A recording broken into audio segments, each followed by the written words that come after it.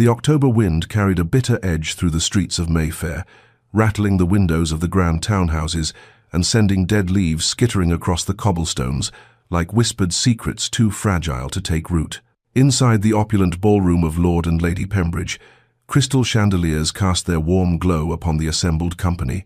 illuminating silks and jewels and the carefully arranged faces of London's finest. Yet there existed pockets of shadow, even in such brilliance, and it was toward these darker margins that Lady Evelyn Ashworth had learned to gravitate. She stood near a pillar adorned with autumn flowers, chrysanthemums, the color of rust and gold, their heavy heads nodding as if in commiseration, and observed the swirling dancers with the practiced expression of polite interest that had become her armor against the world's scrutiny. At 40 years of age, she had long since ceased to be a subject of romantic speculation.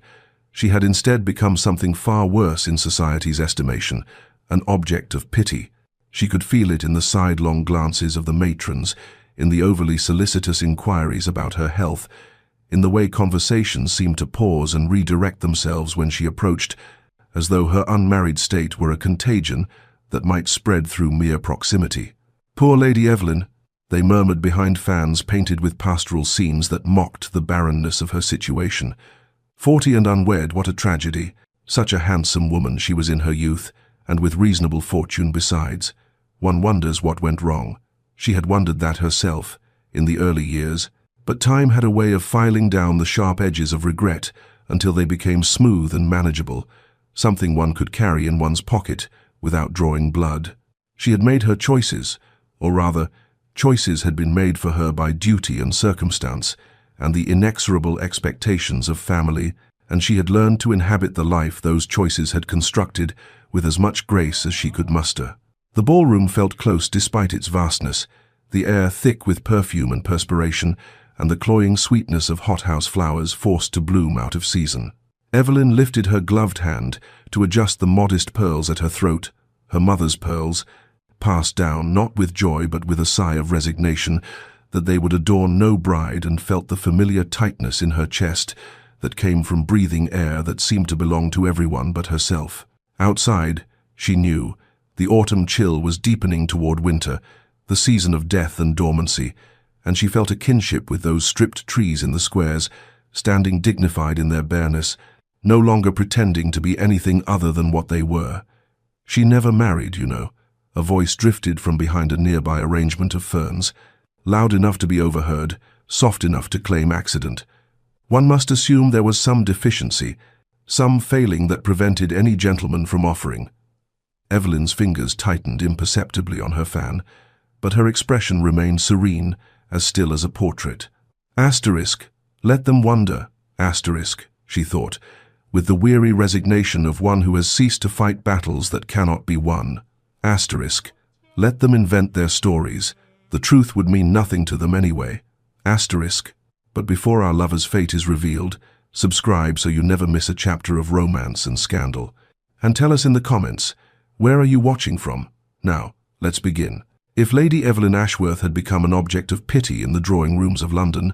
then His Grace the Duke of Blackthorn, Marcus Rothwell, had become something altogether different, a mystery, an enigma, a subject of endless speculation that had occupied the gossips of the Tun for 15 years without resolution. He stood now near the terrace doors of the Pembridge ballroom, a figure carved from granite and shadow, his posture so perfectly controlled that he might have been a statue commissioned to represent aristocratic disdain. At 38, he possessed the kind of austere handsomeness that intimidated rather than invited, dark hair silvering slightly at the temples, eyes the color of winter steel, a mouth that seemed to have forgotten the shape of genuine warmth. Ice-cold Blackthorn, they called him, though never to his face, for despite his frigid demeanor he commanded a respect born of ancient title, considerable wealth, and the unsettling impression that he could see through social pretense to the calculating hearts beneath. For 15 years, since assuming his title at 23 upon his father's unexpected death, he had refused every matrimonial overture with a consistency that had progressed from surprising to scandalous to simply expected. The ambitious mammas had long since ceased thrusting their daughters into his path. The matchmaking hostesses no longer seated eligible young ladies beside him at dinner. Even the most determined fortune hunters had accepted that the Duke of Blackthorn was simply not to be caught. Society had invented countless theories to explain his obdurate bachelorhood, that he harbored unnatural preferences, that he had taken a secret vow, that he was incapable of human feeling, that his heart had been damaged by some unnamed tragedy in his youth, that he considered himself too superior for any woman in England. The truth, which no one suspected because it was both too simple and too extraordinary, was that his heart had been given completely and irrevocably in a single summer afternoon 15 years ago, and he had never sought to reclaim it. He attended society functions with the regularity expected of his position, but without any appearance of pleasure, moving through ballrooms like a spectre, dancing when duty demanded it, conversing with impeccable politeness that nevertheless conveyed absolute disinterest in deepening any acquaintance. Hostesses invited him because his presence lent consequence to their gatherings, but no one expected him to enjoy himself, and he never disappointed those low expectations. Tonight, however, something had shifted in his carefully maintained composure, though the change was so subtle that even the most acute observers failed to notice it. His attention, which typically drifted over the assembled company with democratic indifference, had fixed itself upon a particular point in the ballroom, a woman in dove-grey silk, standing beside a pillar of chrysanthemums, her posture conveying a dignity that society mistook for resignation. Marcus's hand tightened imperceptibly on the glass of wine he held, and something flickered in those winter eyes, something that might have been recognition or longing, or the kind of pain that has been carried so long it has become indistinguishable from identity itself. He watched as Lady Evelyn Ashworth adjusted the pearls at her throat, watched as she maintained her composure in the face of whispers she undoubtedly heard, watched with the focused intensity of a man who had been watching from various distances and vantage points. For 15 years, no one noticed his attention because no one expected the Duke of Blackthorn to notice anything, least of all a woman whom society had deemed past consideration. But in that moment, his entire being was oriented toward her, like a compass toward true north, and had been, through all the long seasons of waiting, since the day he had lost her. 15 years slipped away like silk through fingers, and Marcus found himself standing once again in memory at the Haverford Summer Garden Party of 1810, when the world had still been painted in colors bright enough to hurt the eyes, and hope had not yet learned to disguise itself as resignation. He had been 23, newly elevated to his title after his father's sudden passing, still raw with grief and the overwhelming responsibilities of a dukedom he had not expected to inherit for decades, and he had sought refuge from the pressing condolences and opportunistic introductions in the far reaches of the garden, where roses climbed ancient stone walls, and the sound of music and laughter faded to a pleasant murmur beneath the drone of bees. It was there, in that sun-drenched sanctuary, that he had encountered her, Lady Evelyn Ashworth, at 25, not a debutante but not yet resigned to spinsterhood, standing alone among the roses, with a book of poetry in her hands and an expression of such peaceful solitude that he had hesitated to intrude upon it. But she had looked up at his approach, and instead of the calculating assessment he had already learned to expect from every unmarried woman in his vicinity, her eyes had held only gentle curiosity and something that might have been understanding, as though she recognized in him a fellow seeker of quiet spaces. They had spoken for perhaps an hour, though time had seemed to operate differently in that garden, stretching and compressing in ways that defied the steady progression of the sun across the sky. They had discussed poetry. At first she had been reading Wordsworth, and he had confessed a preference for the earlier metaphysical poets, but the conversation had deepened with remarkable swiftness, moving past the superficial pleasantries that typically bounded social exchange into territory that felt dangerously genuine. She had spoken of the burden of expectations, of the narrowness of the paths deemed acceptable for a woman of quality, of the hunger for purpose beyond ornamental existence, and he had found himself responding with an honesty he had never before risked, speaking of his father's death, of the loneliness of elevated position, of the way grief and duty could become indistinguishable from one another. She had not offered empty platitudes or attempted to redirect the conversation toward lighter matters. Instead, she had listened with her entire being, her grey eyes holding his with a directness that should have been improper, but felt instead like recognition, as though some essential part of himself that he had thought invisible was being seen and acknowledged for the first time. He had been reaching for her hand. He could still remember the exact angle of afternoon light that gilded her skin, the way a strand of dark hair had escaped her careful arrangement to curl against her neck, the precise moment when he had understood with absolute certainty that he had found the woman he would love for the entirety of his existence, when they had been interrupted by her mother's sharp voice, calling her back to the house, and she had startled like someone waking from a dream, offered him an apologetic smile that carried something of regret, and hurried away through the rose arbor. The next morning, the announcement had appeared in the papers. Lady Evelyn Ashworth was engaged to Lord Edmund Thornbury, the wedding to take place within 3 months. Marcus had read those words in his study as rain began to fall against the windows, and something inside him had simply stopped, calcified, turned to stone, and he had understood in that moment that his heart would remain forever in that sun-filled garden, offered and refused, and that every refusal he issued from that day forward would be in service to that first, unspoken devotion. The morning after the Pembridge ball, Evelyn returned to Ashworth House not in Mayfair but in the quieter precincts of Bloomsbury, to the elegant but modest townhouse that had belonged to her late brother Thomas and now served as home to his orphaned children, and the woman society pitied, but who had, in the 5 years since Thomas's death, discovered a purpose that transcended the narrow definitions of feminine success that the Ton employed in its relentless categorizations. She had been 35 when Thomas and his wife had perished in a carriage accident, leaving behind 7-year-old Charlotte and 5-year-old James, and she had assumed their guardianship without hesitation, moving from her own smaller residence into this house still haunted by grief, transforming herself from spinster aunt into something approximating mother, though she never claimed that title, feeling it belonged eternally to her lost sister-in-law. The children were 12 and 10 now, poised on the edge of that transformation from childhood to whatever came next, and they had given her what society's pity could never touch: a reason to wake each morning with purpose, a love that asked nothing of her but presence and patience, a family constructed not from matrimonial success, but from loyalty and necessity, and the kind of devotion that deepens in the crucible of shared sorrow. She managed the estate with a competence that would have surprised those who thought her merely decorative, had learned the intricacies of investment and property management,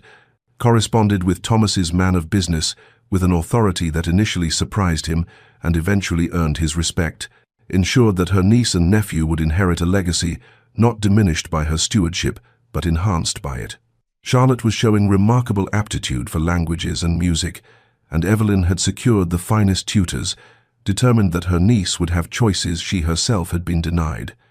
James was gentler, more bookish, with Thomas's thoughtful temperament, and she protected his sensitivity in a world that would too soon demand he perform a masculinity foreign to his nature. In the afternoons, when lessons were complete and before dinner preparations began, Evelyn often retreated to the small walled garden behind the house, a space she had cultivated over the years into something approximating beauty despite the London soot and limited sun, and it was there, among the roses she tended with her own gloved hands and the herbs that grew in careful rows, that she allowed herself to feel the weight of what society named failure and what she understood, in her most honest moments, to be a life both smaller and richer than she had once imagined. She thought sometimes of that summer garden 15 years ago, of the conversation that had felt like a door opening onto possibilities she had not known existed, of the young Duke with grief in his eyes and intelligence in his conversation, and she wondered, as she had wondered countless times across the years, what might have happened if her mother had not called her away, if duty and family pressure had not already determined her path, if she had possessed the courage to reach back when he had reached forward. But such thoughts were indulgent, belonged to a younger woman who still believed in the rearrangement of fate. And Evelyn had learned to find contentment, if not joy, in the life she had been given, and to measure her worth not by society's cold calculations, but by the love in Charlotte's eyes when she mastered a difficult passage of music, by James's trust when he brought her his fears and questions, by the garden that bloomed despite unfavorable conditions, by the quiet dignity of a life lived in service to something larger than her own disappointed hopes. The Dowager Duchess of Blackthorn, Lady Henrietta Rothwell, was a woman of considerable perception and even greater determination. qualities that had served her well through 6 decades of navigating society's treacherous waters, and which she now employed in what she privately considered her final great project, and the salvation of her nephew from a loneliness that had calcified around him like armor these 15 years past. She was one of perhaps 3 people in England who knew the truth of Marcus's perpetual refusals, having extracted the confession from him one winter evening, 7 years prior, when grief and solitude had temporarily weakened his formidable defenses, and she had watched with mingled admiration and frustration as he maintained his vigil for a woman he believed forever, beyond his reach, married to another, lost to him as completely as if she had died. But Henrietta possessed an intelligence network that would have impressed the Foreign Office, comprised of ladies' maids and footmen and distant cousins positioned throughout London's great houses, and she had learned within days of Lord Edmund Thornbury's death 5 years ago that the marriage had been unhappy, that Evelyn had been released from that prison, if not into happiness, then at least into the quieter sorrows of widowhood and purpose, and she had been waiting ever since for the proper moment to intervene in what she considered a tragedy of mutual longing and misapprehension. The Michaelmas house party had been her weapon of choice, traditional enough to raise no suspicions, yet intimate enough to force proximity, and she had composed her invitation to Lady Evelyn Ashworth with the care of a general planning, a decisive campaign, emphasizing the informal nature of the gathering, the presence of several blue-stocking ladies who shared Evelyn's intellectual inclinations, the opportunity for Charlotte to meet young people of quality in a less pressured environment than a London season would provide. The invitation had arrived at Ashworth House on a grey October morning, when the first frost had silvered the garden, and Evelyn's initial impulse had been to decline with polite regret, for she knew the Dowager Duchess only slightly, and could not imagine why such an elevated personage would think to include a woman of her modest social position. But Charlotte had discovered the invitation before Evelyn could compose her refusal, and had responded with such uncharacteristic enthusiasm. "Oh, Aunt Evelyn, please say we might go. I have heard Blackthorn Manor has the most magnificent library, and the Duchess is said to be so kind, and it would be such an adventure," that Evelyn had found her resistance crumbling beneath her niece's bright hope. She had not wanted to disappoint the girl who had already endured so much loss, who deserved what small pleasures could be provided, and so despite the unease that whispered warnings she could not quite articulate, despite the memory of grey eyes in a summer garden that surfaced unbidden whenever she heard the name Blackthorn, despite the certainty that she would be out of place among guests whose consequence far exceeded her own, Evelyn had written her acceptance in careful script, sealed it with wax that seemed to harden with the weight of premonition,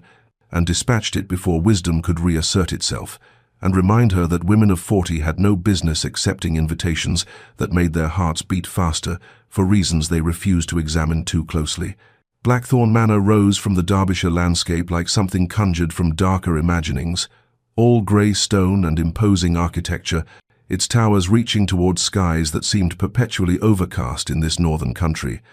And as the carriage bearing Evelyn and Charlotte wound up the long drive lined with ancient oaks whose bare branches clawed at the October air,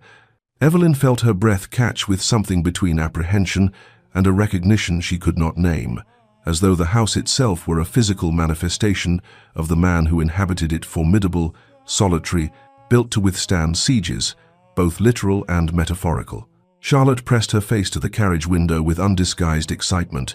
but Evelyn found her hands twisting in her lap, smoothing the fabric of her travelling dress with nervous repetition, telling herself that her unease was merely the natural discomfort of a woman unaccustomed to such grand company, that the acceleration of her pulse had nothing to do with memories of a summer garden or the dangerous hope that had taken root despite her best efforts to deny it nourishment. The Dowager Duchess received them in the great entrance hall with genuine warmth that did much to ease Evelyn's initial intimidation, but it was the figure standing slightly behind his aunt, tall and still as carved marble, that drew Evelyn's gaze with magnetic inevitability. And for a moment that stretched between seconds, Marcus Rothwell's grey eyes met hers with an impact that felt almost physical, and she saw in their depths such naked recognition, such undisguised emotion, quickly shuttered behind the practiced courtesy of 15 years' concealment, that her carefully maintained composure nearly shattered. "Lady Ashworth," he said, and his voice was exactly as she remembered it, deep and measured, though she heard beneath its formality a tremor that perhaps only she could detect. "Welcome to Blackthorn Manor." She managed her curtsy, managed some appropriate words of gratitude that her voice delivered without consulting her reeling thoughts, and when he took her hand for the briefest moment required by propriety, she felt the warmth of his touch through her glove, like a brand that marked her as fundamentally altered from the woman who had arrived moments before. The other guests, already assembled in the drawing-room for tea, observed this greeting with the sharp attention society trained upon any interaction involving the famously reclusive Duke and Lady Pemberton, whose talent for observation exceeded her discretion, would later remark to her particular friend that she had never seen Blackthorn look at anyone the way he had looked at that Ashworth woman,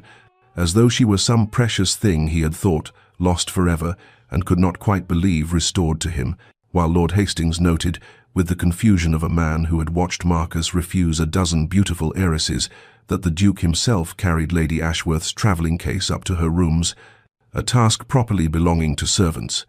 and then spent the entire tea service positioned where he might observe her without obviousness, his legendary ice touched by something that looked remarkably like the thaw of long-frozen hope, finally permitted to surface. The first days of the house party unfolded with a rhythm of formal activities and structured entertainments, yet beneath the surface propriety, Evelyn became aware of accumulations so subtle she might have dismissed them as coincidence, had they not gathered with such persistent weight, small gestures that whispered of attention far beyond mere hospitality. She discovered that her rooms were not merely adequate, but the finest guest chambers in the East Wing, a position to catch the morning light she had once mentioned, preferring in a conversation 15 years distant that she herself had half forgotten,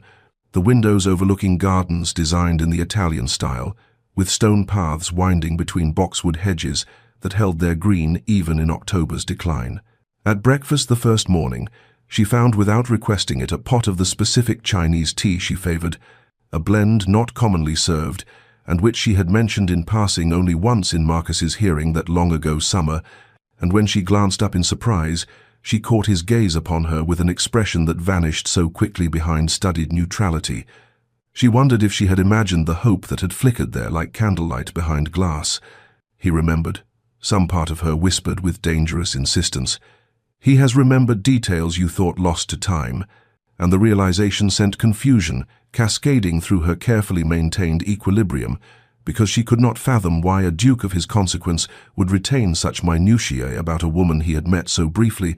unless, but she could not complete that thought, could not permit herself to imagine what such attention might signify, for surely she misread mere courtesy as something more substantial, surely her own long-buried feelings were painting significance onto gestures that meant nothing beyond proper hospitality. Yet, the moments continued to accumulate like snow that seems inconsequential until suddenly the world is transformed. Marcus somehow always present when she entered a room, his positioning such that he might observe her without obviousness, the way his attention tracked her movements even while appearing engaged in conversation with others, how he steered discussions toward topics. She had expertise in literature and estate management and the philosophy of education, creating space for her voice to be heard among guests who might otherwise have dismissed her as merely the poor relation. On the third afternoon, when the other guests elected to ride out to view the famous Blackthorn waterfalls, Marcus quietly suggested that she might prefer a walk through the estate gardens and that the paths were gentle and the autumn colors particularly fine from the southern terrace, and something in his tone made it clear this was invitation rather than mere suggestion, that he wished for her company specifically, and though every instinct of self-preservation warned her against such private contact, though she knew the other guests would note their absence and draw conclusions that might damage her already precarious social standing, Evelyn found herself accepting, drawn by a pull she had felt only once before in her life, in another garden, in another season, when she had been young enough to believe in possibilities. They walked in silence initially, a silence that felt less awkward than weighted with things unspoken, the October air crisp with the scent of dying leaves and earth preparing for winter's sleep, and Evelyn was acutely conscious of his presence beside her, the careful distance he maintained, as though afraid that proximity might shatter some fragile understanding. He spoke first of inconsequential matters, the history of the gardens, the challenge of maintaining such grounds, the various plantings his mother had introduced decades past. But beneath the surface banality, Evelyn sensed deeper currents, the way his voice softened when he mentioned his mother's love of roses, the wistfulness that colored his description of the garden's design, meant to provide year-round interest, as though he were speaking not of horticulture, but of constancy, of beauty that persisted through seasons of barrenness. She responded in kind, describing her own modest gardens at Ashworth House, the pleasure she found in nurturing growth, the satisfaction of patient cultivation, and she felt him listening with an intensity that made her suddenly self-conscious, made her stumble over words that normally came easily, because his attention felt like sunlight after years of shadow, and she did not know what to do with such focused regard. They paused beside a stone fountain where water still played despite the advancing cold, and Marcus turned to face her with an expression that held such barely restrained emotion that her breath caught, and for a moment she thought he would speak something of consequence, would give voice to the questions that hummed between them, like the fountain's music. But then footsteps sounded on the gravel path and other guests appeared, and whatever he had been about to say was lost, shuttered behind the courteous mask he wore for the world, leaving Evelyn with the aching certainty that she had been on the cusp of understanding something that might alter everything, and with the confused recognition that her heart, which she had believed safely dormant, and had somehow awakened without her permission, and now beat with rhythms she had thought forever, beyond her capacity to feel. The evening gathering assembled in the grand drawing-room, where candlelight flickered against damask walls and cast shadows that softened the formal severity of ancestral portraits. The guests arranged in clusters of conversation that held the peculiar quality of performance that characterized society interactions, each person aware of being observed, even as they observed others, and it was Lord Pemberton who introduced the topic that would unsettle the careful equilibrium Marcus had maintained throughout the house party, saying with the thoughtless jocularity of a man well pleased with wine and his own wit, "Blackthorn, we were discussing your legendary refusals, 15 years of them, is it not? Lady Pemberton insists you must have impossible standards, that no woman born could meet your requirements for perfection." The comment drew laughter from several quarters, the easy amusement of those who did not perceive the cruelty embedded in such observation, and Evelyn, positioned near the pianoforte where Charlotte had been playing earlier, felt her attention sharpen on Marcus with sudden protective instinct, saw the almost imperceptible tension that entered his shoulders, the way his hand tightened fractionally on the brandy glass he held, the careful neutrality that descended over features she was learning to read for their subtle variations. "Perhaps," Lady Pemberton added with the archness she mistook for charm, "the Duke awaits some mythical creature of perfection who exists only in imagination, a lady of impossible beauty and accomplishment who will never materialize, leaving our dear Blackthorn eternally disappointed by we mere mortals." Marcus's response came with measured civility that concealed whatever he truly felt. "Perhaps I simply value constancy over novelty, Lady Pemberton, and prefer to wait for what matters rather than settle for what merely suffices." And though his tone remained courteous, Evelyn caught the edge beneath the words, the suggestion of depths these guests could not perceive, and she found herself wondering what constancy he spoke of, what it was he waited for with such patience that society interpreted as cold rejection. The conversation moved onward, as conversations do, turning to other gossip and observations, but Evelyn remained disturbed by what she had witnessed, by the discomfort Marcus had tried to hide, by the sudden conviction that his 15 years of refusals carried significance these people could not fathom, that behind his legendary coldness lay something far more complex than mere fastidiousness or impossible standards. She excused herself early, claiming fatigue though she felt anything but tired, her mind too active with questions that multiplied like shadows, and she sought refuge in the library where she had noticed earlier a collection that included several volumes she had long wished to read, thinking that losing herself in literature might quiet the confusion that had plagued her since arriving at Blackthorn Manor. The library occupied the west wing, a room of generous proportions lined floor to ceiling with books whose leather spines gleamed in lamplight, and she was examining a particularly fine edition of poetry when footsteps sounded behind her and Marcus's voice, quiet and somehow tentative in a way his public persona never allowed, said, "I hope I am not intruding. I often come here in the evenings,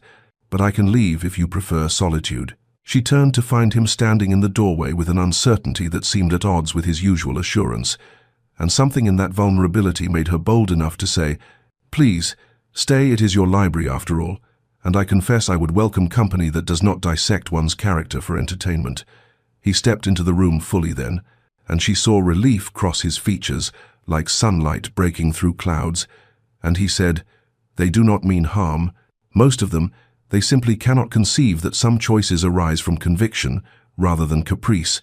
and there was in his voice such quiet weariness that she felt her heart contract with sympathy. "What conviction?" she asked, the question emerging before discretion could prevent it, and for a long moment he simply looked at her with those grey eyes that seemed to hold winter storms and summer skies in equal measure, and she thought he would retreat behind formality, and would deflect as he had deflected Lord Pemberton's intrusive humour, but instead he said, "The conviction that some things are worth waiting for, that constancy has value even when the world names it foolishness." And though his words remained oblique, Evelyn felt their weight settle around her like a cloak, both frightening and strangely comforting, as though she stood on the threshold of understanding something that might alter everything she had believed about her life and its limitations. The morning after the library encounter brought grey skies that pressed low over Blackthorn Manor, the kind of weather that seemed to mirror Evelyn's internal state of confusion and dawning awareness, and she found herself in the conservatory, examining orchids she barely saw, while her mind turned ceaselessly over Marcus's words about constancy and waiting, about things worth the patience of years. She was so absorbed in her thoughts that she did not hear the Dowager Duchess approach until that formidable woman's voice, warm with affection and something that sounded like determination, said, "My dear Lady Evelyn, I wonder if you might spare me a moment. There is a matter I feel compelled to discuss, though my nephew would likely consider it interference of the most egregious sort." Evelyn turned to find the elderly Duchess regarding her with eyes remarkably similar to Marcus's, sharp with intelligence and kind with understanding, and something in that gaze suggested the conversation to come would be significant, beyond mere social pleasantries, and she felt her pulse quicken with apprehension and inexplicable hope. They settled on a bench positioned to overlook the gardens, where mist clung to the boxwood hedges like secrets reluctant to disperse, and the Dowager was silent for a long moment, as though gathering words, or perhaps courage, before she said, "I have watched you these past days, my dear, and I have watched my nephew, and I see things that perhaps you do not yet fully perceive, and I find I cannot in good conscience remain silent when a few words might illuminate what confusion obscures." Evelyn's hands tightened in her lap, her heart beating with sudden force against her ribs, and she managed to say, "Your Grace, I am not certain I understand." But the Dowager interrupted with gentle firmness. "You wonder at Marcus's attention to you, and at the small kindnesses and the remembrance of details, at the way he watches you when he believes himself unobserved. I have seen your confusion, and I have seen also the beginning of hope you are afraid to acknowledge, and I think it is time you understood the truth that has shaped 15 years of my nephew's life." The words fell between them like stones into still water, creating ripples that spread inexorably outward, and Evelyn felt something shift in her chest, some protective wall beginning to crack, and she whispered, "What truth?" The Dowager reached over to take her hand with surprising gentleness, and said, "That Marcus has refused every match proposed to him these 15 years, because his heart was given long ago to a woman he met one summer, a woman with whom he spent a single afternoon in conversation that somehow convinced him she was the only one he could ever love. And when he learned the next day that she was engaged to another, something in him simply stopped hoping for anyone else, stopped considering alternatives, and stopped living fully because the only life he wanted had been made impossible." Evelyn felt the words strike her with physical force, felt the world tilt and reform around this impossible revelation, and her mind raced backward through 15 years to that garden party, to a conversation with a young duke that had felt charged with possibility, and to the way her heart had responded to his attention before duty and family obligation had closed around her like a prison, and she heard herself say in a voice that seemed to come from very far away,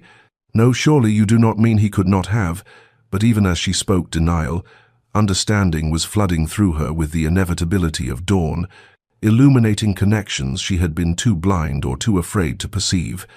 And the dowager said quietly, "He has loved you, my dear Evelyn, through all these years, loved you through your marriage to another, through your widowhood, through every season and every society event where he watched you from distance and never approached, because he believed you had made your choice and he would respect it. And he has refused every other woman because none of them were you, could never be you. And I tell you this not to burden you, but because I believe you deserve to know that the attention he shows you now is not sudden fancy, but the careful emergence of devotion that has waited patiently for any sign that it might be welcomed." The revelation crashed over Evelyn in waves, disbelief giving way to recognition to a grief so sharp it stole her breath as she thought of 15 years lost to misunderstanding and duty. And beneath the grief arose something more dangerous, more terrifying in its intensity, hope, fragile and insistent, whispering that perhaps it was not too late, that perhaps the autumn of her life might hold possibilities the spring had denied. And she wept, then, tears she could not contain, while the dowager held her hand and the mist slowly lifted from the gardens beyond. Weeks passed after Evelyn's departure from Blackthorn Manor, weeks that moved with the strange quality of time that seems both impossibly slow and frighteningly swift, and she found herself back in the familiar rhythms of her life, managing the estate and caring for Charlotte and young Thomas, yet nothing felt quite as it had before. For the dowager's revelation had shattered some fundamental understanding she had held about her existence and its possibilities. She could not forget not Marcus's face, as she had seen it that last morning when she made her farewells. The careful control he maintained, even as his eyes held questions he did not voice, nor the weight of knowing that 15 years of his life had been shaped by a single afternoon they had shared when she was 25. And foolish enough to believe duty mattered more than the sudden recognition of kindred spirits. She told herself it was impossible, that women of 40 did not suddenly find themselves the object of devoted constancy, that she had misunderstood, or that the dowager had exaggerated. Yet even as she constructed these rational defenses, her heart whispered different truths, and when the first letter arrived bearing the Blackthorn seal, her hands trembled as she broke the wax. The letter was formal in its opening, as propriety demanded. Marcus inquiring after her health and safe journey with the careful courtesy of a host, ensuring his guests' well-being. But there in the second paragraph emerged something more, a reference to their library conversation, a hope that she had found the volume of poetry she had been examining, a mention that he had been reading the same poet and found certain verses spoke to conditions of patience and constancy that he had long contemplated. She read the letter 3 times, searching for meanings beneath the surface of polite phrases, and when she finally penned her response, she found herself matching his care, in her words proper yet carrying their own subtle weights, and thus began a correspondence that would span the autumn weeks, like a bridge constructed with infinite patience across a chasm both vast and intimate. His letters came weekly, then twice weekly, and she found herself waiting for them with an anticipation that felt both wonderful and terrifying. For with each letter Marcus revealed himself more fully, his thoughts on literature and philosophy, his concerns for the tenants on his estates, his affection for his aunt despite her meddling nature, and gradually, carefully, like a man approaching something precious and easily frightened, references to the past and to waiting, and to the peculiar pain of loving from distance while respecting another's choices. She learned that he had attended her husband's funeral from the back of the church, unseen and offering no condolences because he had no right to comfort her, that he had watched her take on the care of her brother's children after the carriage accident, and had admired her courage from afar, that every refusal he had made to marriage proposals over 15 years had been measured against the memory of one perfect afternoon when conversation had flowed like water, finding its natural course, and he had known with absolute certainty that this was the woman with whom he wished to spend his life. Evelyn wept over that letter, wept for the young Duke who had loved silently while she had been trapped in a marriage made for duty that brought neither happiness nor fulfillment, wept for lost years and for the impossible miracle of discovering that she had been loved truly, constantly, patiently loved through all the seasons when she had believed herself merely tolerated by a world that pitied her unmarried state. Autumn arrived in earnest, painting the trees in golds and crimsons that reminded her she stood in the autumn of her own life. And yet the season brought not the chill of endings, but an unexpected warmth, for Marcus's letters continued, and her responses grew less guarded, and she began to allow herself the dangerous luxury of hope, began to wonder whether it might not be too late after all, whether life might yet hold chapters she had believed forever closed, whether a woman of 40 might dare to reach for happiness she had thought belonged only to the young and fortunate. Marcus's letter requesting permission to visit came in late October, when the estate gardens had turned to bronze and gold, and though the formal language spoke of wishing to pay his respects and see how she fared after their correspondence, Evelyn understood the true question beneath the words. Might he come to know the life she had built, the children who had become her purpose, the woman she had become through years of quiet duty and private sorrow? She granted permission with hands that trembled slightly as she penned the acceptance, and when his carriage arrived 3 days later, she watched from an upper window as he emerged, tall and composed in his dark traveling coat, and felt her heart perform that same peculiar leap it had managed 15 years ago in a garden that now seemed to belong to a different lifetime entirely. Charlotte and Thomas had been told that the Duke of Blackthorn would be visiting, and while Charlotte at 15 understood something of the significance and watched her aunt with knowing eyes that held barely suppressed delight, Thomas at 12 cared only that a duke was impressive and might have stories of London, and perhaps know something of horses, and Evelyn loved them both fiercely in that moment for being exactly themselves without artifice or calculation. Marcus's meeting with the children revealed dimensions of his character that letters, however intimate their revelations, could not fully capture. He listened to Thomas's enthusiastic discourse on the new colt in the stables with genuine interest rather than polite tolerance, asked questions that demonstrated actual knowledge and curiosity, and when Charlotte shyly presented a watercolor she had painted of the estate gardens, he examined it with a care that brought color to the girl's cheeks and made Evelyn's throat tight with emotion, for here was a man who understood that kindness to those she loved was the surest path to her own heart. The first 2 days of his visit passed in a gentle rhythm of country life, walks through the estate, where Marcus observed her management with clear respect,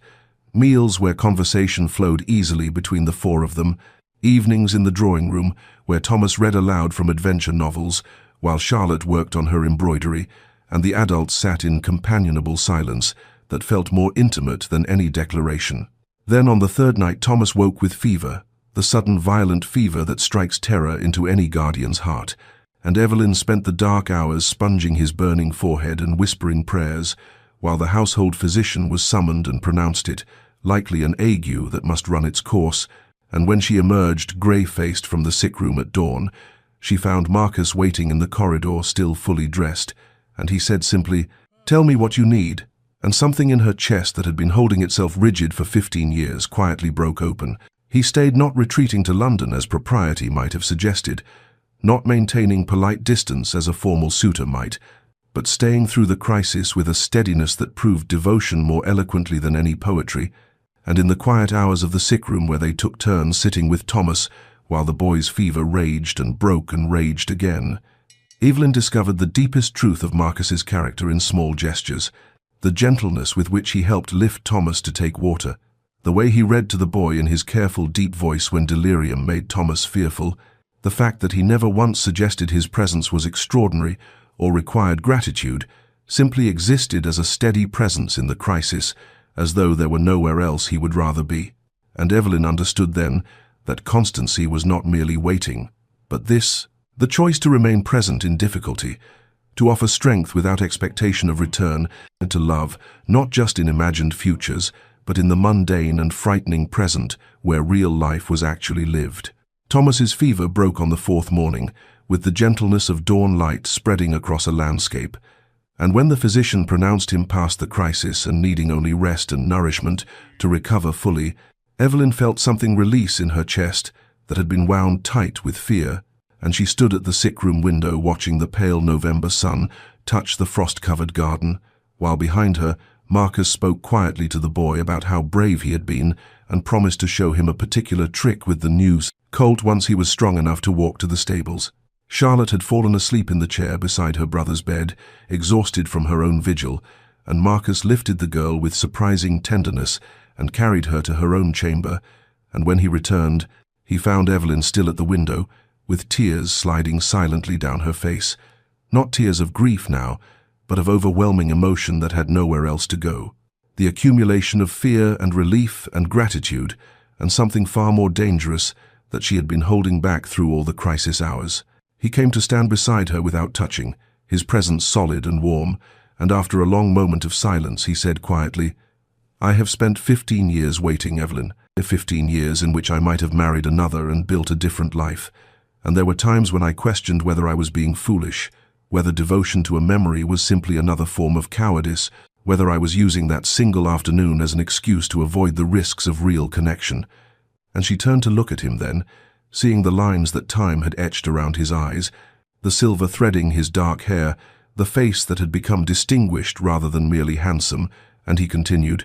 "But these past days, watching you with Thomas and Charlotte, seeing the life you have built from duty and love, understanding the woman you have become through years, I did not share.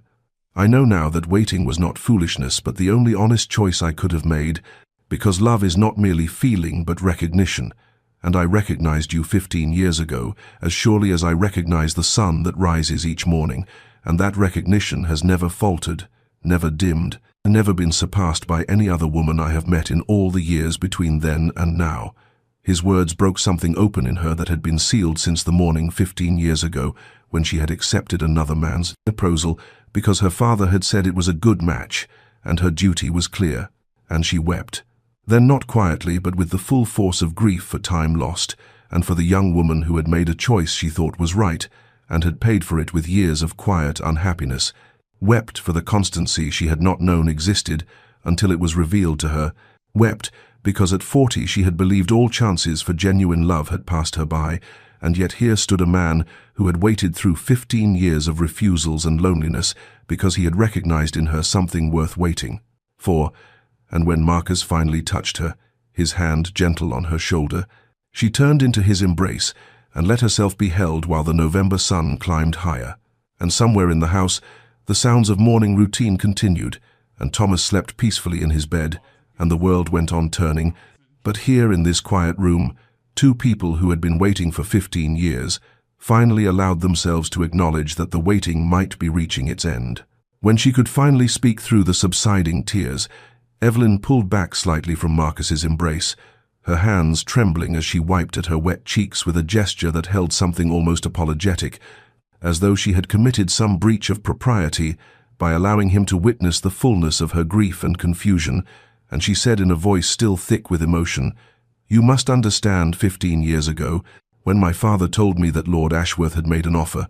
I was 25 and already considered nearly on the shelf, and my father's investments had failed, and my younger sisters needed dowries, and Lord Ashworth was wealthy and respectable and willing to overlook my advanced age." And Marcus remained very still, listening with an intensity that made her feel truly heard, perhaps for the first time in her life, and she continued, "I thought of you of that afternoon in the garden, and of the conversation we had shared about poetry and philosophy, and all the things that mattered to me that no one else seemed to care about. And I told myself I was being foolish, that a single conversation with a gentleman I barely knew could not be grounds for refusing a practical match, that duty and family obligation mattered more than the peculiar recognition I had felt when you looked at me as though you truly saw beneath the surface to something worth knowing." Her voice cracked on the final words, and she pressed her fingers to her lips for a moment before forcing herself to continue. "The marriage was not cruel, Lord Ashworth was not unkind, merely indifferent, and I learned quickly that the life of a wife whose purpose was to manage households and appear appropriately ornamental at social functions was a small life, a life of surfaces without depth, and I performed my duties adequately and tried not to think of that garden conversation too often because it hurt too much to remember that someone had once spoken to me as though my thoughts mattered, as though I was more than merely adequate." And she saw something tighten in Marcus's jaw, a flash of anger not at her but at the waste and sorrow of it all, and she pressed on, because now that she had begun this confession, she needed to finish it, needed him to understand why she had believed herself unworthy of the devotion he had revealed. "When Lord Ashworth died after 5 years of marriage, I felt guilty that my primary emotion was relief rather than grief, and when I came to manage my brother's estate after his death and care for Charlotte and Thomas, I found purpose finally in being needed rather than merely ornamental. But I truly believed, Marcus, that whatever capacity I might have had for the kind of love that poetry speaks of had been worn away by years of performing duty without joy, that I was too old and too tired and too damaged by compromise to deserve the kind of constancy you have shown, that if you knew the truth of my first marriage and my relief at its ending, you would understand that I am not the woman you remembered from that garden, not worthy of 15 years of waiting and devotion. She looked up at him then, with eyes still swimming with tears, searching his face for the disappointment or disillusionment she feared she would find, and instead saw only a tenderness so profound it made her breath catch, and he raised his hand to cup her cheek with infinite gentleness, and said in a voice rough with emotion, "You have always been worthy, Evelyn, not because of what you have endured or despite it, but simply because you are yourself, and that self is what I recognized 15 years ago, and what I recognize now, and nothing you have told me diminishes that recognition or my certainty that waiting for you was the only choice I could have made." Tay. The news of the Duke of Blackthorn's marked attentions toward Lady Evelyn Ashworth spread through London society, with the speed and venom of poison seeping through clear water, and within a fortnight of Marcus's return to town, for he had stayed at her estate for 3 weeks, following Thomas's recovery, before duty demanded his presence at Parliament, the drawing-rooms and ballrooms hummed with speculation that ranged from the merely curious to the deliberately cruel. Evelyn heard the whispers, even when they were not intended for her ears, caught the phrases "past her prime" and "desperate maneuver," and whatever could his grace be thinking, delivered with the sort of false sympathy that masked genuine malice, and though she had endured years of being society's object of pity as the fading spinster who managed her brother's estate, there was something far more cutting about being discussed as a schemer who had somehow trapped the most eligible bachelor in England through means that must certainly be calculated, since they could not possibly be based on genuine regard. Lady Pemberton, who had thrown 3 daughters at Marcus over the years with increasing desperation, remarked loudly at a musicale that it was extraordinary what some women would do to secure a title, and though she did not name Evelyn directly, the pointed glances in her direction left no doubt as to her target, and Mrs. Hartwick, whose own marriage to a wealthy merchant had never quite erased the taint of her family's financial difficulties, opined with false concern that perhaps the Duke was simply being kind to a woman of unfortunate circumstances, and surely everyone knew that kindness should not be mistaken for romantic interest. The words accumulated like small cuts, each one individually bearable, but collectively bleeding her confidence away, and Evelyn found herself lying awake in the deep hours of night, wondering whether Marcus truly understood what associating with her would cost him socially, whether his constancy was based on a memory that did not account for the reality of what she had become, a woman of 40, with no fortune, no exceptional beauty, no connections that would enhance his standing, nothing to offer except a heart that had been battered by duty and loss, and was only now tentatively opening to the possibility of genuine love. She thought of his position, of the duties and expectations that came with his title, of the young and beautiful women who would be far more suitable matches, and the old familiar voice of unworthiness that had been her companion through years of performing duty without joy, whispered that perhaps society was right. Perhaps she should withdraw gracefully before she caused him embarrassment. Perhaps true love meant protecting him from the consequences of a devotion that she still could not quite believe she deserved. The internal crisis reached its peak one grey December afternoon, when she sat in her small parlour with rain drumming against the windows, and a letter from Marcus unopened on her lap, and she found herself genuinely contemplating whether the kindest action would be to write to him and release him from whatever obligation he felt, to tell him that she understood his compassion, but could not in good conscience allow him to sacrifice his reputation and social standing for a woman whom society had already judged and found wanting, and the fact that this thought brought not relief but a grief so profound it felt like drowning, told her that her heart had already made a choice that her mind was still questioning. But fear of being the source of his diminishment, fear of proving society right about her unsuitability, fear of not being enough, kept her frozen in that parlour chair, while the rain continued its relentless rhythm and the unopened letter seemed to grow heavier with each passing moment. Marcus learned of the vicious gossip circulating about Evelyn through his aunt, the Dowager Duchess, who appeared at his London residence on a cold December morning with an expression of such righteous fury that he knew immediately something had transpired that demanded his attention, and when she recounted the commentary she had overheard at Lady Pemberton's card party the previous evening, the speculation about Evelyn's calculated pursuit, the sneering remarks about her age and lack of fortune, the cruel implication that she must have employed some desperate feminine artifice to capture his interest, Marcus felt a cold rage settle over him that was all the more potent for being entirely controlled, a fury not loud but absolute, and he realized with sudden clarity that his careful courtship, his attempts to proceed with propriety and discretion to protect Evelyn's reputation, had instead left her vulnerable to the very cruelty he had hoped to spare her, that his silence about his intentions had created a vacuum that society's worst impulses had rushed to fill with poison. He made his decision in that moment, and within 2 hours he had sent word to every family of consequence in London that the Duke of Blackthorn would be attending the Haverford ball that evening, and that he wished Lady Evelyn Ashworth to be informed of his particular desire for her presence, a message so deliberate and formal that it could not be misinterpreted. And when evening arrived, he dressed with unusual care and arrived at the Haverford residence early, positioning himself near the entrance with a visibility that was entirely intentional for a man who typically preferred the shadows of social gatherings. Evelyn arrived with Charlotte as her companion, and he saw the moment she noticed him, saw the flash of uncertainty and something like fear cross her face, and he moved toward her immediately, with a purposefulness that drew every eye in the crowded ballroom, and he bowed over her hand with a formality that would have been appropriate for royalty, and said clearly enough for those nearby to hear,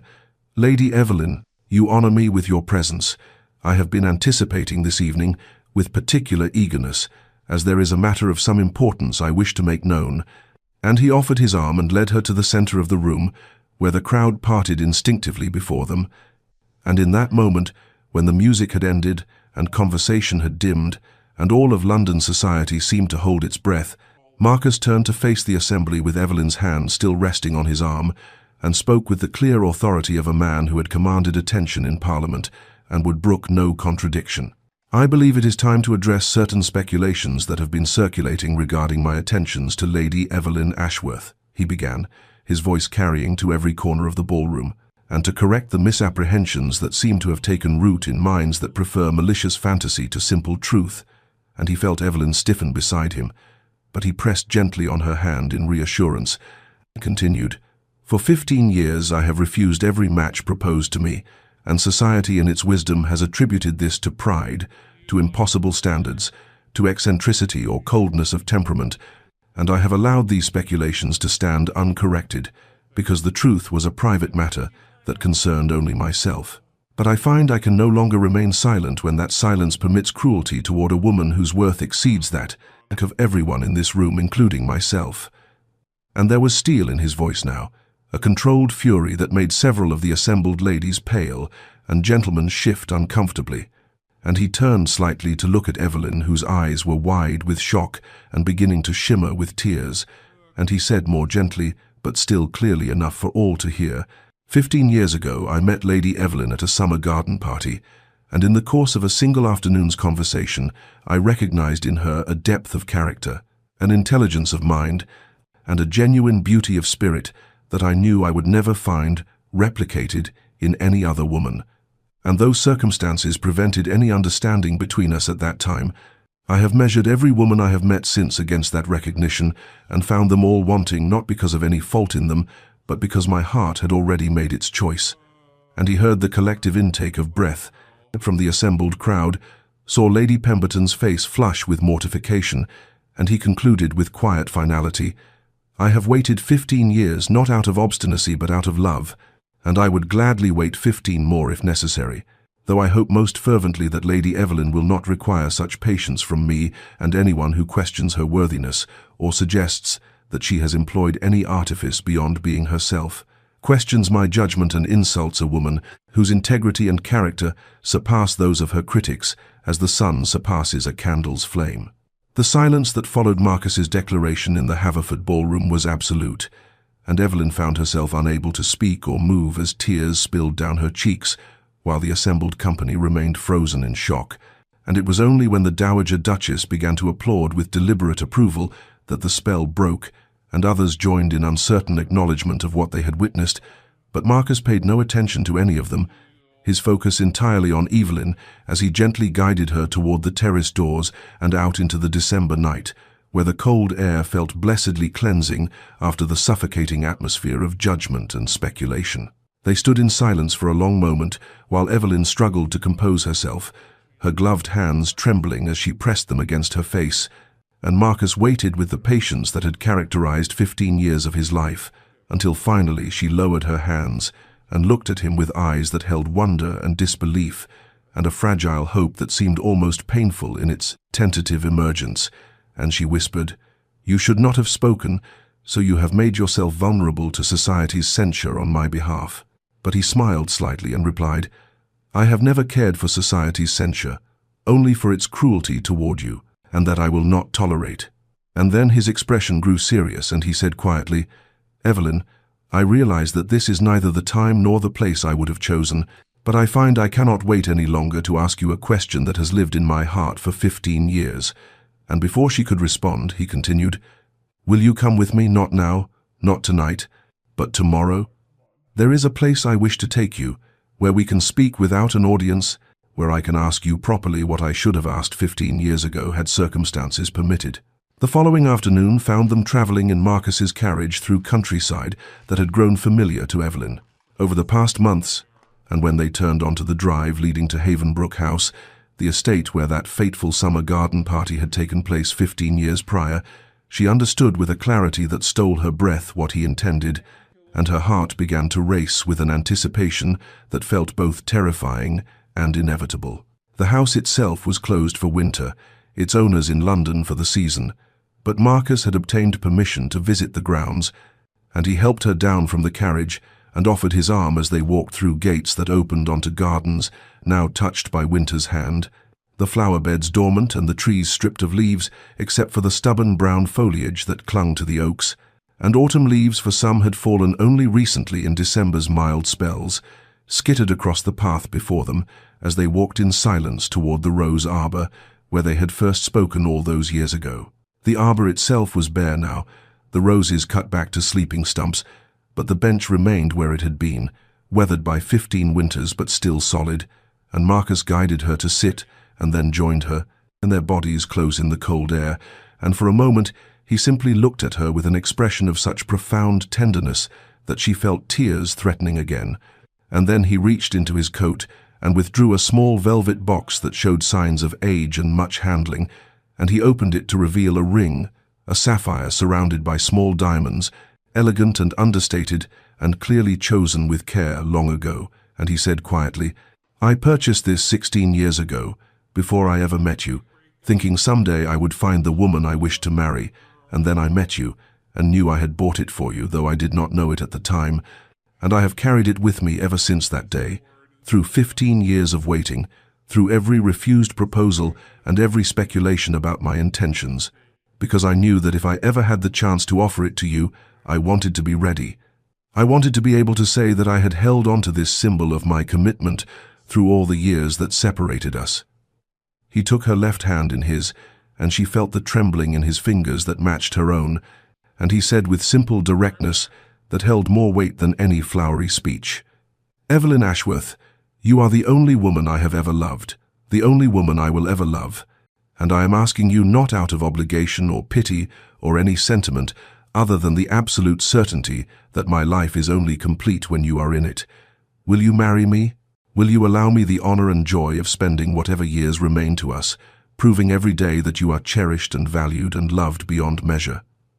And Evelyn, who had spent so many years believing she was unworthy of such devotion, found that the answer rose from somewhere deep within her that had never stopped hoping despite all evidence to the contrary, and she said through tears that were now tears of joy rather than sorrow, "Yes, yes, Marcus, I will marry you."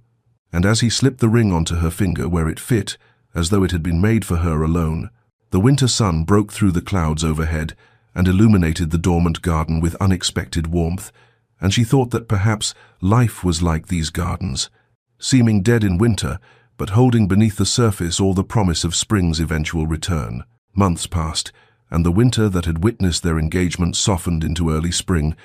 and with the changing season came the gradual transformation of their private understanding into public reality through the countless details that comprised wedding preparations, though Evelyn found herself perpetually startled by how different this process felt from her first engagement 15 years prior. Then she had been swept along by her family's ambitions and societal expectations, her own desires secondary to duty, but now every decision was made together with Marcus, every choice reflecting their shared vision of a life built on genuine partnership rather than social performance. The guest list became an exercise in distinguishing between those who had remained kind during the difficult months of gossip and those who had contributed to the cruelty, and Marcus demonstrated a ruthless clarity in his determinations that made Evelyn laugh despite herself when he crossed out name after name with decisive strokes of his pen, saying with dry humor, "Lady Pemberton need not trouble herself to witness our happiness after she took such pleasure in questioning your worthiness." And she marveled at how protected she felt, how cherished. This man who had waited 15 years now dedicating himself to ensuring that every aspect of their wedding reflected the honor he believed she deserved. They spent hours together in the planning, small domestic moments that revealed their compatibility in ways grand gestures. Never could Marcus, discovering that Evelyn preferred simple wildflowers to elaborate hothouse arrangements, and immediately instructing the gardeners at Blackthorn Manor to cultivate meadow gardens for the ceremony, Evelyn learning that Marcus had a quiet passion for poetry and selecting readings for the service that spoke to themes of patience and enduring devotion,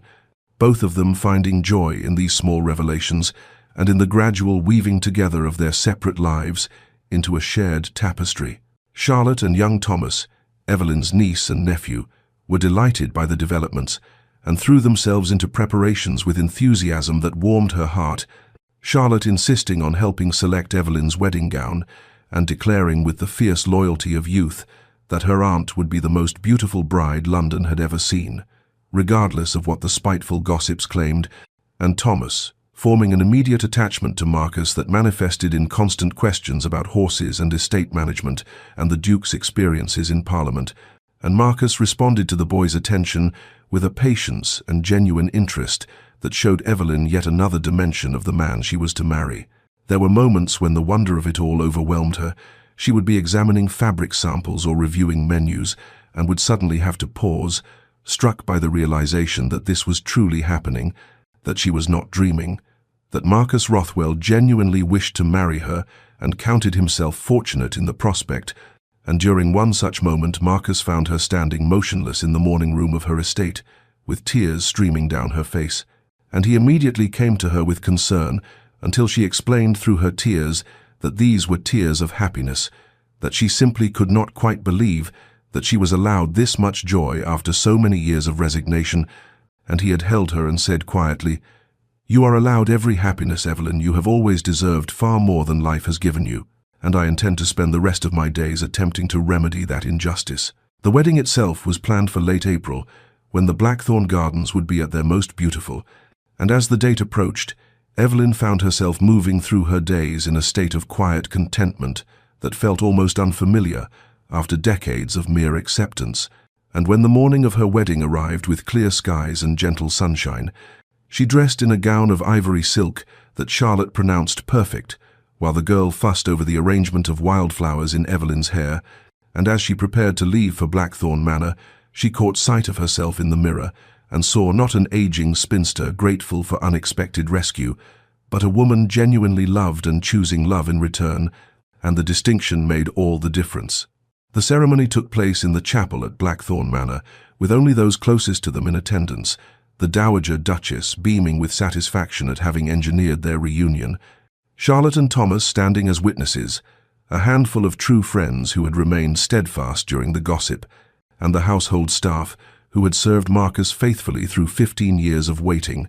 and who now watched with undisguised emotion as their master finally claimed his happiness. And when Marcus took Evelyn's hand and spoke his vows, with a steady voice that carried absolute conviction, promising to honor and cherish her for all the days of his life. She felt 15 years of sorrow and resignation fall away like a discarded cloak, and when she made her own vows in return, promising to love him with the fullness of a heart that had always been his, though circumstances had kept them apart, she knew she was speaking a truth that transcended the merely ceremonial and touched something eternal. And as they were pronounced husband and wife, and Marcus kissed her with a tenderness that held both reverence and joy, she thought that perhaps some stories required long chapters of separation to make the eventual union all the more precious, all the more deeply appreciated for having been so long deferred. 5 years passed, and spring returned to Blackthorn Manor, as it did every April. But the estate that had once been known for its imposing coldness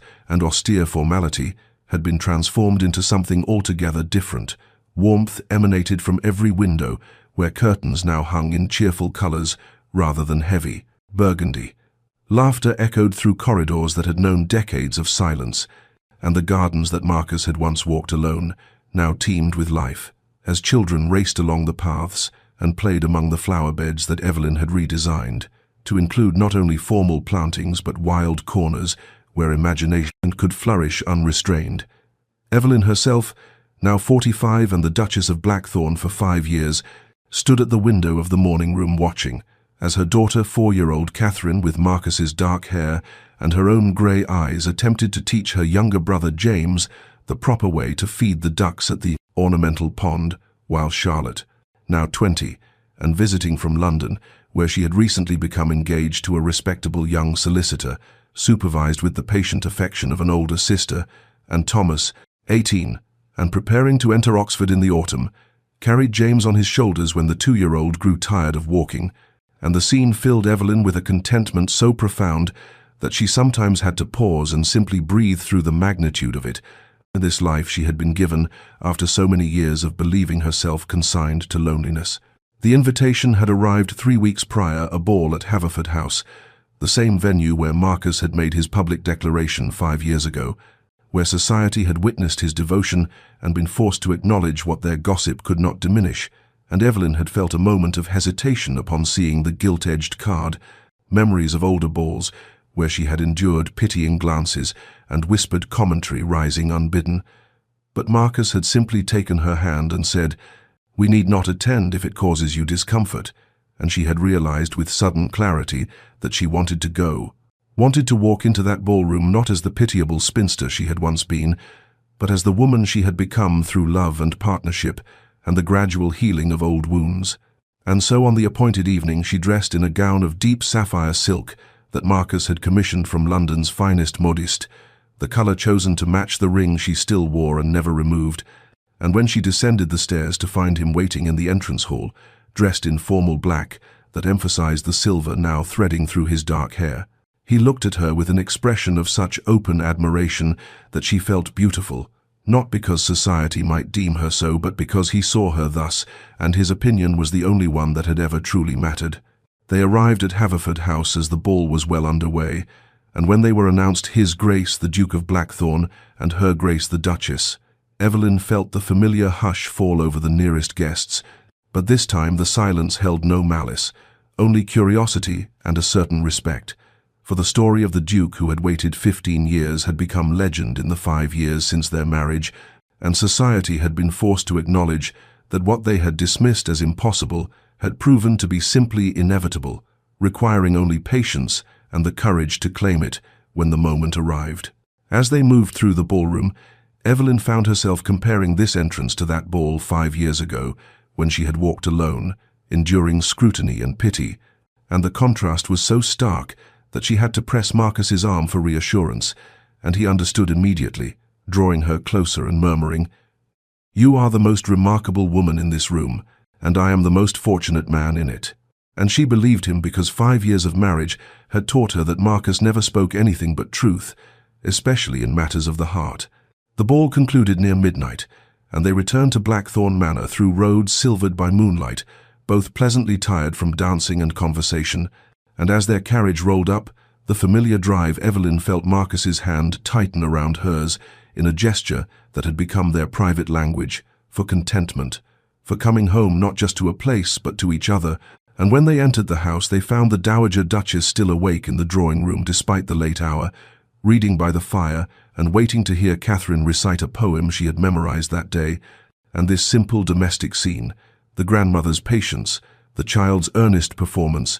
Marcus's quiet pride as he lifted his daughter onto his knee to listen, struck Evelyn as the truest measure of their transformation. How the man society had called ice cold now moved through his days with a warmth that radiated from genuine happiness rather than social performance. The daily rhythms they had established over 5 years of marriage revealed a partnership built on mutual respect and deepening affection. Mornings often found them in Marcus's study working together on estate correspondence, Evelyn having proven herself remarkably skilled at managing the various properties and investments that comprised the Blackthorn holdings, her years of running her brother's estate translating seamlessly into Duchess's responsibilities, and Marcus freely acknowledged that the improvements in tenant relations and agricultural yields since their marriage owed everything to her insights and nothing to his previous methods. Afternoons were reserved for the children, both of them believing that parenthood required presence rather than delegation to nurses and governesses. And so they walked the gardens with Catherine and James, read stories, answered endless questions, provided the attentive love that shaped young souls far more effectively than formal instruction ever could. Evenings brought the quiet companionship Evelyn had never experienced in her first marriage. She and Marcus often sitting together in the library reading or discussing the day's events, or simply existing in comfortable silence that required no performance. And it was during these evening hours that she most acutely felt how profoundly blessed she was. How different this life was from what she had resigned herself to expecting. Marcus himself had been transformed by their union in ways that went beyond the obvious addition of family and domestic warmth. The rigid control that had characterized his bearing during those 15 years of waiting had softened into something more flexible and human. He laughed more readily now, expressed affection without the guardedness that had once made him seem cold to those who did not know him. And while he still maintained the dignity appropriate to his position, he no longer wielded formality as armor against potential hurt, and Evelyn understood that this transformation had occurred because he no longer had to protect himself, no longer had to maintain defenses against hope deferred, for hope had been fulfilled, and the waiting had ended in exactly the reunion he had believed possible, even when circumstances suggested otherwise. She herself had blossomed in ways she could never have anticipated. The resignation and quiet sorrow that had shadowed her during those years as a pitied spinster had lifted completely, replaced by a confidence that came not from social position, but from being genuinely known and genuinely loved. And she moved through her days now with a lightness that sometimes startled her when she caught sight of herself in mirrors and saw not weariness, but vitality, not mere dignity, but actual joy. One evening in late spring, after the children had been settled for the night and the house had grown quiet around them, Evelyn and Marcus sat together in the small parlor that had become their private retreat, she with her needlework and he with correspondence that required his attention. And the fire burning low in the grate cast gentle shadows across the room, and after a time Marcus set aside his letters and simply watched her with an expression of such profound contentment that she looked up and asked what he was thinking. And he replied quietly, "I was thinking that I would wait another 15 years if necessary to arrive at this moment, this life, this profound peace of having you here beside me." And she set down her needlework and went to him, settling into his embrace with the ease of long practice, and said against his shoulder, "Then it is fortunate that neither of us must wait any longer, for we have already arrived at where we were always meant to be." And they sat thus for a long while as the fire died to embers and the spring night deepened around the house,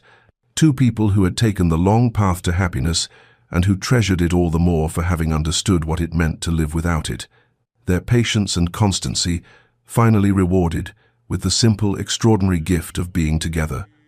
of being home. Dear listener, as we close the pages of this story and let its final echoes settle into silence, I would ask you to consider what we have witnessed together in the lives of Evelyn and Marcus, for theirs is not simply a tale of romance recovered or patience rewarded, but rather a profound meditation on the truth that love recognizes no timeline imposed by society, no expiration date stamped upon the human heart by those who measure worth in youth and novelty rather than depth and constancy. How often we are told, are we not, that certain seasons of life must contain certain experiences, that if love has not arrived by a particular year, then it never shall, that those who reach 40 or beyond without having secured affection are somehow finished with that chapter,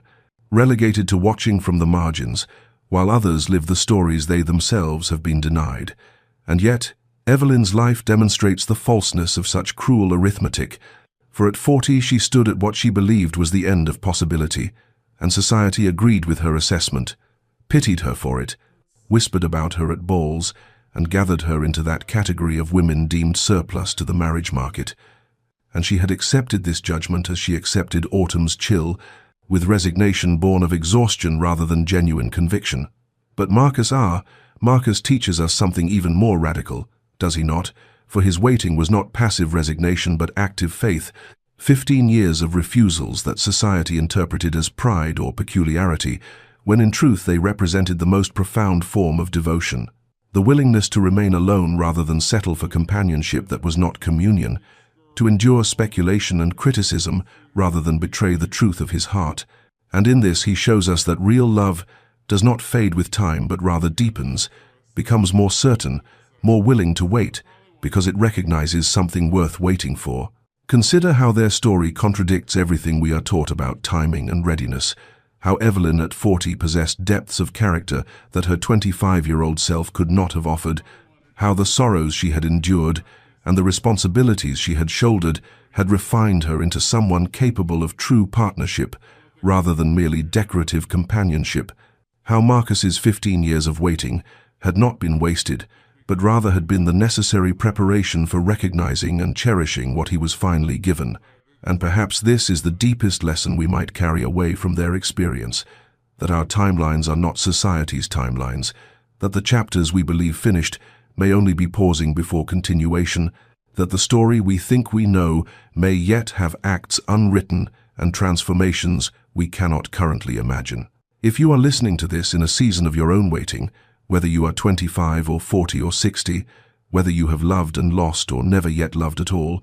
whether society has placed you in categories that feel like prisons, or whether you have placed yourself there through resignation to judgments that were never yours to accept, I would offer you Evelyn and Marcus as testimony that it is never too late,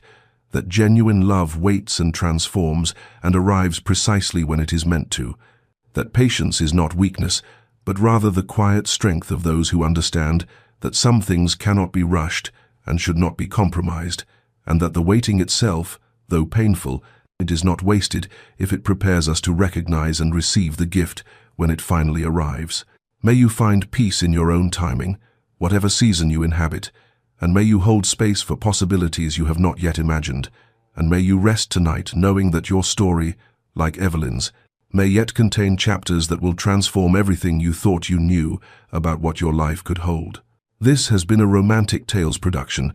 and if this story has touched your heart, I invite you to subscribe to our channel, to share it with someone who might need its message, and to return next time for another journey into the landscapes where patience meets destiny and love finds its way home.